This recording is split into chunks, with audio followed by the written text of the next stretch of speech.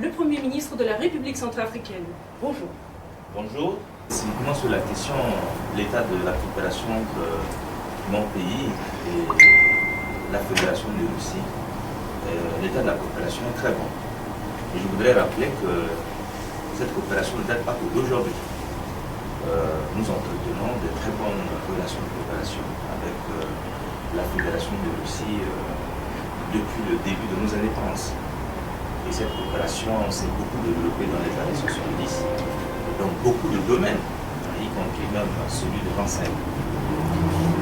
Aujourd'hui, il y a un raffermissement de cette coopération et en venant à Moscou, sur l'invitation du gouvernement de la Fédération de Russie, je suis venu au nom du président de la République, consommer totalement, exprimer notre gratitude à la Fédération de Russie pour tout l'appui politique, sécuritaire, militaire, aussi auquel nous apporte et qui nous permet aujourd'hui d'avancer.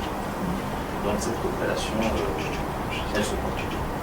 Dans quel domaine entendez-vous élargir les relations en ce sens? Aujourd'hui, au plan de la sécurité, nous avons connu des avancées. Je ne reviendrai pas là-dessus, mais aujourd'hui, nous devons aussi sur les questions de l'économie et des autres secteurs productifs, nous devons aussi travailler avec la Fédération de Russie. Je pense particulièrement au secteur du commerce, au secteur des mines. Ce n'est pas un certain secret.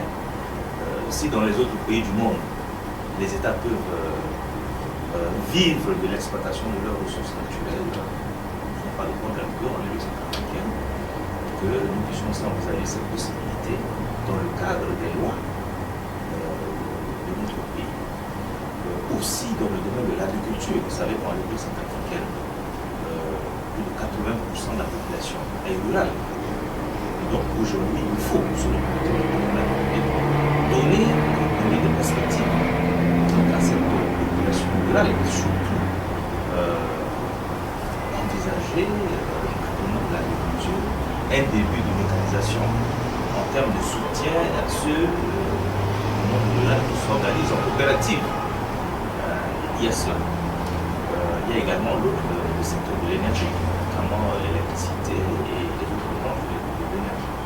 Donc nous sommes venus parler de toutes ces questions économiques pour voir qu'est-ce qu'il est possible de faire dans les années à venir. D'accord. Mais on peut dire la proximité entre la Centrafrique et la Russie parfois suscite des critiques de la part de la diplomatie française. Par exemple, Yves Le Drian a plusieurs fois critiqué cette proximité entre la Russie et la Centrafrique. Comment réagiriez-vous à ces critiques justement? Madame, écoutez, le président de la République, chef de l'État, a évoqué ce sujet. Personnellement, je l'ai évoqué, même à 2 reprises sur la défense internationale et autres. Il y a de la place, tout le monde. Pourquoi est-ce que dans les autres pays, on ne parle pas de cela? Nous avons des amis traditionnels. La Russie fait partie de nos amis traditionnels. Je vous ai dit que c'est depuis le début des indépendances que nous entretenons des relations de coopération. Il y a de la place, tout le monde dans la République centrafricaine. Il ne faut pas diaboliser la coopération de la République centrafricaine avec certains de ses partenaires. Que tout le monde le vienne. Ce que nous voulons, que tout le monde vienne en République centrafricaine et nous aide à travailler, à nous émanciper, à donner des éléments de réponse précis aux besoins de notre peuple. Les querelles sur les fréquentations, les débats politiciens, nous ne voulons pas. Si certaines puissances, si certains pays veulent se faire la guerre ou se détester, mais qu'ils se parlent entre eux. Mais ce qui est certain, et je le dis sous l'autorité du président de la République, je l'ai déjà dit, nous sommes pour la multiplication, nous sommes pas pour la division. Et ça, c'est une thèse que le chef de l'État défend. Que tous les amis du pays viennent nous aider à nous en sortir. Il y a de la place pour tout le monde. Pourquoi se focaliser que sur la République centrafricaine? En Afrique, il y a beaucoup de pays qui entretiennent des relations diplomatiques concomitamment avec beaucoup d'États. Pourquoi cette cristallisation sur la République centrafricaine? Donc, ce débat, nous n'en voulons pas. Nous sommes prêts à travailler avec tout le monde dans le sens de la recherche des éléments de réponse à apporter aux préoccupations de notre peuple. il y a aussi la France a exhorté l'Afrique à faire bloc avec elle face à des tentatives de prédation. Comment percevez-vous cet appel? Et surtout, 80 ans après le manifeste du général de Gaulle, est-ce qu'il peut toujours y avoir un destin commun avec la France? Vous savez, madame, la France est notre partenaire historique. Nous avons des relations privilégiées avec la France jusqu'aujourd'hui. La France nous aide énormément.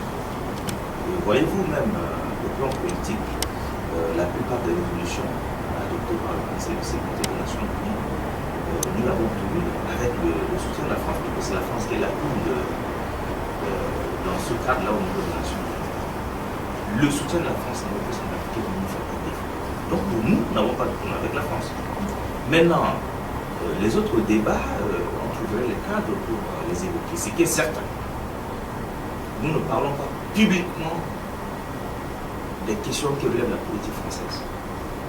Et nous savons que la France nous aide à améliorer certaines questions qui sont nécessaires au développement de notre pays, y compris les questions politiques. Mais on ne veut pas être embarrassé aussi sur certaines questions. Que certaines de nos options ne soient pas autrement perçues, comme je viens de l'évoquer. Aujourd'hui, le monde a changé, le monde a évolué. Nous sommes conscients que certains amis seuls ne peuvent pas nous aider à apporter toutes les réponses à nos questions de développement. Par conséquent, il ne faut pas regarder autrement notre démarche à la diversification de notre partenariat. On veut avoir un partenariat dynamique avec tout le monde, mais pour autant, nous sommes pressés de donner des éléments de réponse aux préoccupations de notre peuple et dans tous les secteurs. Voilà.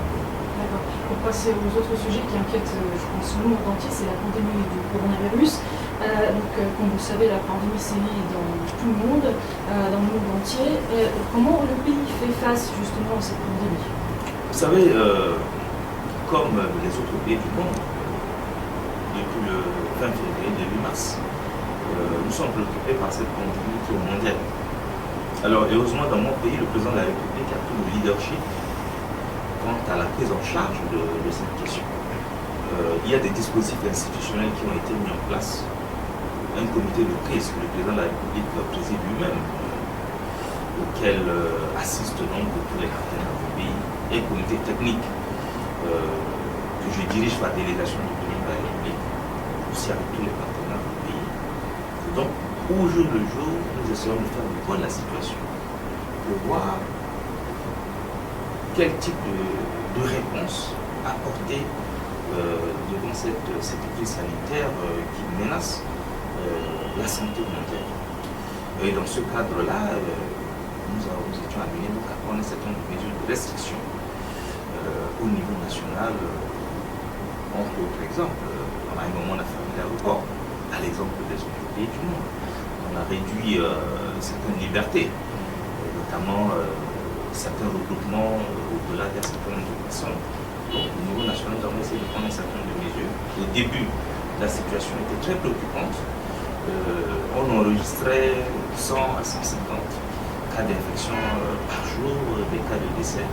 Avec tout le travail fait par le gouvernement, selon les directives données par le président de la République, je pense qu'aujourd'hui, il se passe parfois quelques jours où on n'a pas des informations sur des nouveaux cas de contamination, de décès. Je pense que, à l'exemple de certains pays, nous essayons de maîtriser la situation au mieux, aussi avec le soutien de la communauté internationale, puisque nous avons aussi bénéficié des appuis du Fonds monétaire international, des institutions sous-régionales, donc à la prise en charge de la riposte à cette pandémie au niveau national. Continuer un peu sur les affaires intérieures du pays, notamment sur l'accord de paix entre les groupes armés et le gouvernement. Comment voyez-vous l'avenir de cet accord? Est-ce que pour vous cet accord est solide? Est-ce que vous êtes optimiste quant à la préservation de ce accord? Le chef de l'État a fait le meilleur choix en signant cet accord. Puisque si on n'avait pas cet accord, on aurait pu avoir la guerre. Il est connu que peu d'une année après la politique pour l'appel à la réconciliation, la situation sécuritaire au centre de l'accord politique pour la paix et la réconciliation, cette situation s'est beaucoup améliorée. Vous pouvez en juger à travers la lecture des derniers rapports produits par le Conseil de sécurité des Nations Unies. Mais on constate que sur le terrain, il y a quand même des exactions, des violences. Donc, est-ce que ça vous fait penser au fait qu'il y a quand même toujours des difficultés? Madame, retenez que la signature d'un accord de paix n'est pas la paix. Donc, tous les pays du monde, après la signature d'un accord de paix, il y a tout un processus qui fait mettre en place. Les gens ne parlent que de ce qui ne semble pas marcher. Dans le cas de notre pays, cet accord de paix aujourd'hui nous a apporté beaucoup de résultats significatifs. Et j'en veux pour preuve. Aujourd'hui, nous sommes en train de faire du progrès sous le politique du président de la République en matière de désarmement. Est-ce que vous savez que pendant la transition qui a duré 4 années, on n'a pas fait le désarmement. On n'a pas connu un début de désarmement. Grâce à l'accord politique pour la paix et la réconciliation aujourd'hui, nous avons commencé le désarmement dans plusieurs parties du pays, notamment au nord-ouest, au centre-est, à Kagabandoro, à Birao, où nous avons commencé le désarmement, même en Guinée. Sans l'accord de paix, on n'aurait pas eu cette accalmie avec les groupes armés pour commencer à retirer les armes qui sont en circulation et qui entretiennent l'insécurité dans le pays. Alors si vous voulez notre avis, nous sommes confiants. Nous sommes confiants qu'avec une bonne mise en œuvre de l'accord politique pour la paix et la réconciliation, on obtiendrait de bons résultats, surtout en matière de sécurité, ce qui nous permettrait donc de nous consacrer aux autres tâches de développement sur lesquelles notre peuple nous attend grandement. D'accord, mais concernant l'élection présidentielle, est-ce qu'elle va se tenir à la date annoncée ou est-ce que les préparatifs ont bon train actuellement? Mais absolument. Aujourd'hui, l'autorité nationale des élections, qui est l'institution chargée de préparer et d'organiser les élections, agit dans les délais. À l'instant où nous échangeons, l'autorité nationale des élections vient de terminer l'enregistrement des électeurs. Nous sommes actuellement dans une phase de gestion des réclamations et du contentieux. Le président de la République vient de signer 2 décrets. L'un convoquant le corps électoral pour le 27 décembre 2020, ce qui correspondrait donc au premier tour des élections. Et puis le second décret fixe le découpage électoral. Le président de la République et le gouvernement, nous tenons au respect des délais constitutionnels. Évidemment, nous essayons, tous les partenaires du pays qui sont présents, nous essayons de créer les conditions d'appuyer l'autorité nationale des élections à obtenir les conditions d'organiser des élections crédibles, transparentes aux résultats des prochains. Et c'est ce que nous essayons de faire. D'accord. Pour passer encore une fois sur le sujet qui inquiète beaucoup les Russes, les journalistes russes. Donc, comme vous le savez, en 2018, 3 journalistes russes ont été assassinés en République centrafricaine. Ils sont venus enquêter sur les mercenaires russes sans prévenir que ce soit de leur mission. Donc, qu'en est-il de l'enquête aujourd'hui? Est-ce qu'il y a une piste qui est privilégiée par les enquêteurs? Madame, il s'agit d'un dossier de justice. Donc, je n'aurais pas encore vu un rapport de justice. Je ne pourrais pas vous répondre avec précision. Vous savez, ce genre de situation n'existe pas qu'en République centrafricaine. Si des privés russes arrivent sur le territoire centrafricain, comme tout le monde, est-ce que l'État, on va se mettre derrière chacun pour savoir qu'il y a tel ressortissant qui arrive? On ne peut pas le savoir. Maintenant qu'il y a cette situation dramatique et qui est très regrettable, pour lequel nous avons un regret pour les familles qui ont perdu ces citoyens russes, et nous attendons que la justice nous fasse tout l'éclairage de la situation. Le monde venu, on en parlera.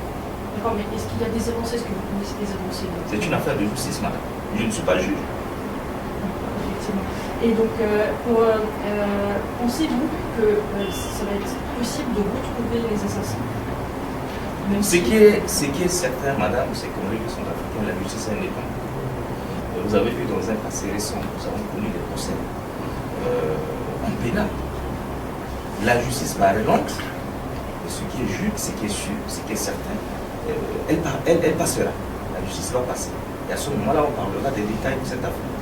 Est-ce que ce moment doit... La justice paraît lente, elle fonctionne à son rythme. Ce qui est certain, elle passera.